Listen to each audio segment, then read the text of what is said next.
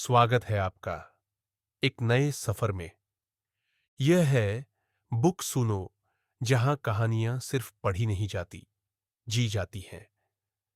हर किताब, हर शब्द आपको ले जाएगा एक ऐसे समय में जहां ज्ञान, रहस्य और अनुभव सब एक साथ मिलते हैं। तो आंखें बंद कीजिए और चलिए इस अनसुनी यात्रा पर हमारी आवाज के साथ। पापी आत्मा की भयावह यात्रा, मृत्यु के बाद का सत्य। शास्त्रों के अनुसार इस भौतिक संसार में मानव जीवन बहुत ही दुर्लभ और अमूल्य है। यह मोक्ष प्राप्ति का एक अवसर है, लेकिन जो व्यक्ति इसका सही उपयोग नहीं करते और पाप कर्मों में लिप्त रहते हैं, उनकी मृत्यु के बाद की यात्रा अत्यंत कष्टदायक होती है। कहानी शुरू होती है उस क्षण से जब एक पापी व्यक्ति का जीवन समाप्त होने वाला होता है। उस समय यमराज के भयानक दूत आते हैं। ये दूत दिखने में बहुत डरावने होते हैं और इनके पास भयानक पाश होते हैं। जैसे ही पापी जीव का शरीर ठंडा पड़ने लगता है और प्राण निकलने वाले होते हैं, ये दूत उसे घेर लेते हैं। जीव अपने घर और परिवार को छोड़कर यमपुरी की ओर जाने लगता है। वह अपने घर को छोड़कर रोता चिल्लाता हुआ यमपुरी की ओर जाता है, जो यमराज का भवन है। यमराज के ये गुप्तचर, जिन्हें श्रवण और श्रावणी भी कहा जाता है, मनुष्य के सभी शुभ और अशुभ कर्मों को ठीक ठीक जानते हैं और उनका लेखा जोखा रखते हैं। वे मनुष्य के मन, वाणी और शरीर से किए गए सभी कर्मों को जानते हैं। ये सत्यवादी होते हैं और मनुष्य के कर्मों के बारे में यमराज को बताते हैं।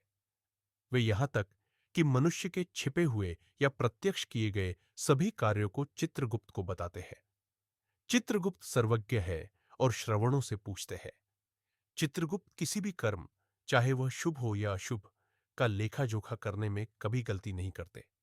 यमराज भी उन जीवों को निश्चल खड़े देखकर पापियों के लिए उचित दंड का आदेश देते हैं। तब दूत उन्हें निर्देश देते हैं और कहते हैं, ओ पापियों, भयंकर नरकों की ओर जाओ। यमराज की आज्ञा का पालन करने वाले दूत, जो अत्यंत प्रचंड और भयानक होते हैं, पापी को एक पाश से बांधकर नरक की ओर ले जाते हैं।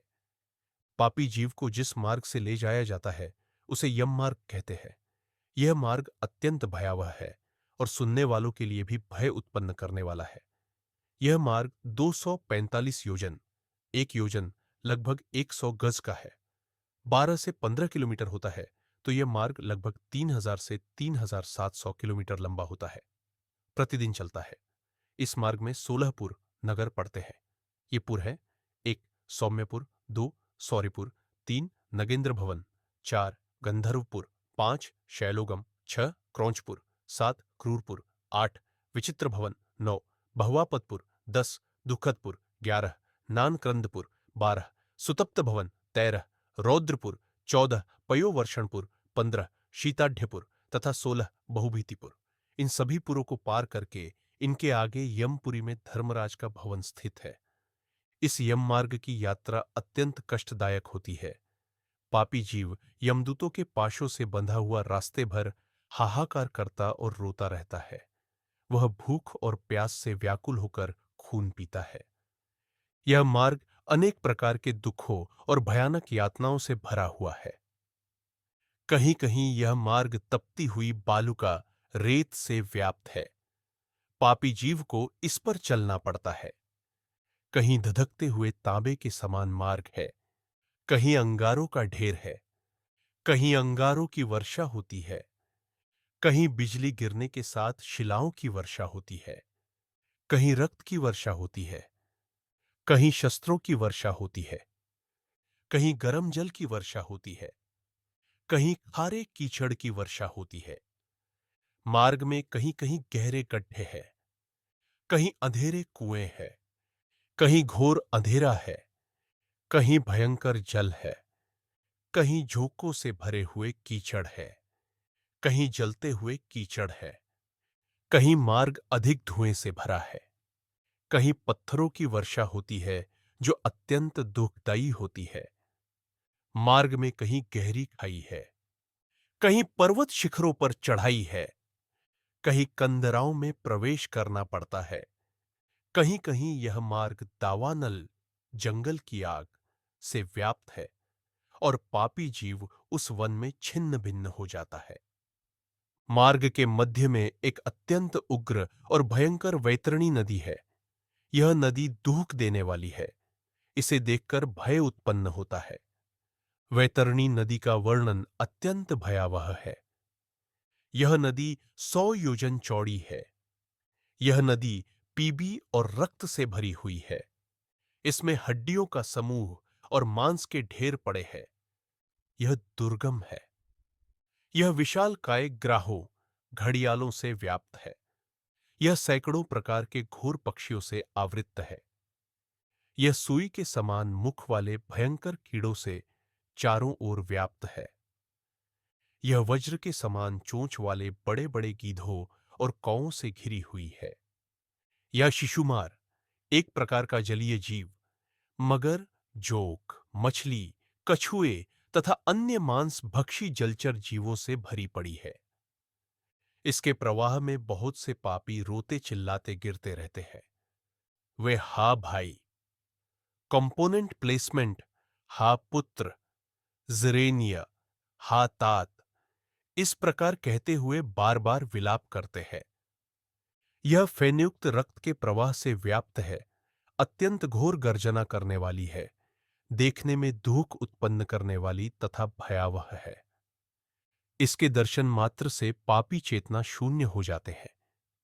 जो पापी जीव हित कर बात या शास्त्र के वचनों को कभी नहीं सुनते, जो अपने को श्रेष्ठ समझने वाले, घमंडी, मूर्ख होकर भी अपने को विद्वान समझते हैं, और जो अन्य बहुत से पापों का अर्जन करने वाले अधर्मी जीव रात दिन रोते हुए यम मार्ग में जाते हैं। यमदूतों द्वारा पीटे जाते हुए वे पापी वैतरणी की ओर जाते हैं और उसमें गिर जाते हैं। कौन है ये पापी जीव जो इस मार्ग पर जाते हैं? स्रोत कुछ उदाहरण देते हैं। जो गुरुओं, देवों या ब्राह्मणों के धन का हरण करते हैं, जो स्त्रियों या बालकों के धन का हरण करते हैं, जो आरण नहीं चुकाते, जो धरोहर, न्यास का अपहरण करते हैं, जो विश्वासघाती होते हैं, जो विष से मारने वाले होते हैं, जो दोष देखने वाले, छिद्रान्वेषी होते हैं, जो गुणों में कमी देखने वाले होते हैं, जो गुणवानों के प्रति समान भाव नहीं रखते, जो नीचों से प्रेम करने वाले, कुसंगति वाले होते हैं, जो मूर्ख होते हैं, जो सच्चे शास्त्रों और सत्पुरुषों का संग नहीं करते, जो तीर्थों, सज्जनों, सत्कर्मों, गुरुओं और देवों की निंदा करने वाले होते हैं, जो पुराण, वेद, मीमांसा, न्याय और वेदांत का द्वेष करने वाले होते हैं, जो हर्षित को दुखी देखकर हर्षित होते हैं, जो दुखी को देखकर दुख देने वाले होते हैं, जो दुष्ट वाक्य बोलने वाले और सदा दुष्ट चित्त वाले होते हैं, जो हितकर वाक्य और शास्त्रीय वचनों को कभी नहीं सुनते, जो अपने को सर्वश्रेष्ठ समझने वाले घमंडी होते हैं, जो मूर्ख होते हुए भी अपने को विद्वान समझते हैं, जो आध्यात्मिक विद्या प्रदान करने वाले गुरु का सम्मान नहीं करते, जो पुराण प्रवक्ता, कथावाचक का सम्मान नहीं करते, जो मित्र द्रोह करने वाले होते हैं, जो प्रेम को नष्ट करने वाले होते हैं, जो आशा को तोड़ने वाले होते हैं, जो विवाह, देव यात्रा तथा तीर्थ यात्रा के प्रयोजन का लोप करते हैं, जो पका हुआ भोजन, भोजन तैयार होने पर भी ब्राह्मणों और याचकों को भोजन नहीं कराते हैं, जो सभी प्राणियों में विश्वास नहीं करते और उन पर दया नहीं करते, जो सभी प्राणियों के प्रति कुटिलता का व्यवहार करते हैं, जो जितेंद्रिय न होकर नियमों को स्वीकार करने के बाद में त्याग देते हैं, जो क्रूर कर्मों से आजीविका चलाते हैं, जो मार्ग में यात्रियों को लूटते हैं, जो आखेट, शिकार का व्यसन रखते हैं, जो विष पीकर मरने वाला हो, जो निरंकुश स्वभाव वाला हो, जो वैश्वदेव कर्म, अतिथि सत्कार आदि नहीं करते, जो सभी कुछ खा जाते हैं, भक्ष्याभक्ष्य का विचार नहीं करते, ऐसे द्विज ब्राह्मण जो दूसरों द्वारा न देखा गया भोजन करते हैं, जो गायत्री का स्मरण नहीं करते और संध्या उपासना नहीं करते, ऐसे ब्राह्मण जो भीतर से अशुद्ध और बाहर से साधु है, ऐसे पापी यम मार्ग पर अनेक यातनाएं झेलते हुए आगे बढ़ते हैं। वे यमदूतों द्वारा खींचे जाते हैं और गिरते पड़ते दौड़ते हुए ले जाए जाते हैं। कोई उनकी इच्छा को नहीं जानता और वे असमर्थ होकर आख्यान विवरण देते हैं, परंतु ईश्वर मनुष्य की इच्छा को नहीं जानते। वे अपने अंगों को खींचते हुए पसीने और मलिनता से दूषित होकर निश्वास भरते हुए गिरने उठने का प्रयास करते रहते हैं। मक्खियां, मच्छर आदि उन्हें काटते हैं और वे ज्ञान रहित होकर रोते हैं, जैसे कीड़े कीचड़ में। जब वे यमराज के भवन में पहुंचते हैं तो वहां चित्रगुप्त मनुष्यों के शुभ और अशुभ कर्मों को लिखते हैं। चित्रगुप्त के भवन के पूर्व की ओर ज्वर का एक बड़ा विशाल घर है। दक्षिण में शूल, कांटे, लूता, एक प्रकार का कीड़ा, और विस्फोटक, फोड़े के घर है। पश्चिम में कालपाश, मृत्यु का बंधन, अजीर्ण और अरुचि के घर है। उत्तर में राजरोग और पांडु रोग है। इन रोगों में सिर का दर्द तथा अग्निजन्य मूर्छा होती है। नैर्ऋत्य कोण, दक्षिण पश्चिम में वायुजन्य शीत और दाहक रोग है। वे अन्य व्याधियों से भी घिरे रहते हैं। चित्रगुप्त मनुष्यों के शुभ और अशुभ कर्मों को लिखते हैं। चित्रगुप्त के भवन के आगे 20 योजन तक का मार्ग है। धर्मात्मा पुरुष धर्मराजपुरी में 3 दिव्य द्वारों से प्रवेश करते हैं, जहां धर्मराज की सुंदर और पुण्यदायक सभा होती है, जिसे विश्वकर्मा ने तप से रचा है। वहां सत्यव्रती, तपस्वी और पुण्यात्मा लोग तेजोमय शरीर और दिव्य वस्त्रों में शोभायमान रहते हैं। धर्मराज रत्नजटित आसन पर विराजते हैं और यमदूत अप्सराएं उनकी सेवा में रहती है। वहीं पापी केवल दक्षिण द्वार से जाते हैं, जहां चित्रगुप्त उनके कर्मों का लेखा प्रस्तुत करते हैं और यमराज उन्हें दंड देते हैं। जो व्यक्ति श्राद्ध, दान और गरुड़ पुराण का श्रवण नहीं करता, उसे फल नहीं मिलता और वह चांडाल समान समझा जाता है। लेकिन कहानी यहीं खत्म नहीं होती। गरुड़ पुराण यह भी सिखाता है कि इस कष्टमय मार्ग और नरक से मुक्ति संभव है। यह मुक्ति शुभ कर्मों, दान और भगवान के नाम स्मरण से प्राप्त होती है। कृष्ण, यह मंगलमय नाम जिसकी वाणी से उच्चारित होता है, उसके करोड़ों महापाप तत्काल भस्म हो जाते हैं। दूषित चित्तवृत्ति वाले व्यक्ति द्वारा भी स्मरण किए जाने पर भगवान उसके समस्त पापों को नष्ट कर देते हैं, जैसे अग्नि बिना इच्छा के भी स्पर्श करने पर जला ही देती है। द्विज, ब्राह्मण, पापों के समूह का विनाश करने की जितनी शक्ति भगवान के नाम में है, पापी मनुष्य उतना पाप करने में समर्थ ही नहीं है। गरुड़ पुराण हमें यह गहराई से समझाता है कि मृत्यु के बाद की यात्रा केवल कर्मों पर आधारित होती है।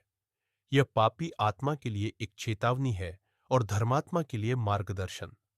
अपने माता पिता के प्रति कर्तव्यों को निभाना, जैसे श्राद्ध, दान और गरुड़ पुराण का श्रवण, न केवल उन्हें मुक्ति देता है, बल्कि हमें भी पितृऋण से मुक्त करता है। जीवन क्षणभंगुर है, इसलिए शुभ कर्म और भगवान की भक्ति ही मोक्ष का मार्ग है। यह पुराण हमें प्रेरित करता है कि हम जीते जी पुण्य करें, आत्मा की रक्षा करें और धर्म के मार्ग पर चले, क्योंकि वही अंततः हमारे उद्धार का कारण बनता है। आप सुन रहे थे बुक सुनो, जहां किताबें बोलती हैं और आप सुनते हैं दिल से। अगर आपको ये कहानी पसंद आई हो तो लाइक करें, सब्सक्राइब करें और शेयर करना ना भूलें। हम फिर मिलेंगे एक नई किताब, एक नई कहानी के साथ। तब तक के लिए सुनते रहिए बुक सुनो।